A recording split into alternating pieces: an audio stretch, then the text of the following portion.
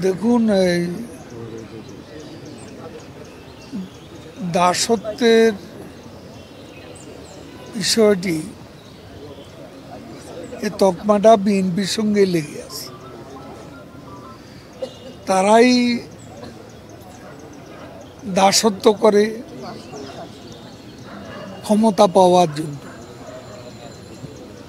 তারা জনগণের সমর্থনকে তারা মূল বিষয় হিসেবে মনে করে না। তারা মনে করে যে বিদেশি প্রভুরা তাদের দাসত্ব করলে ক্ষমতা রক্ষা করা যায়, ক্ষমতায় যাওয়া যায়। এখনো তাদের দূরভিসন্ধি হচ্ছে বিদেশি প্রভুদের দাসত্ব করে কিভাবে ক্ষমতায় যাওয়া যায়। এখন সেটা বিএনপিকে জিজ্ঞেস করুন, তাদের জিজ্ঞেস করুন। তবে আমি বাংলাদেশে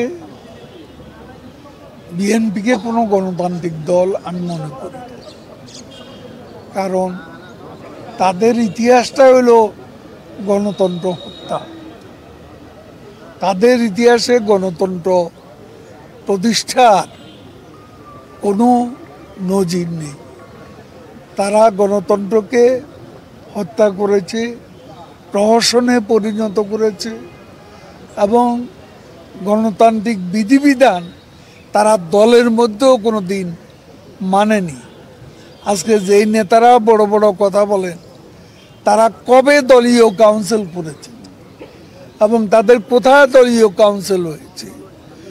একবার 7-8 বছর আগে লা মেরিডিয়ানে তাদের কেন্দ্রীয় কমিটির মিটিং হল। মানে এত 501 জনের জাম্বু জেট মার্কা কমিটি কোথায় মিটিং করবে? কাজে যারা নিজেদের করে, যাদের গণতন্ত্র নেই, তারা দেশে গণতন্ত্র প্রতিষ্ঠা করবে এ আশা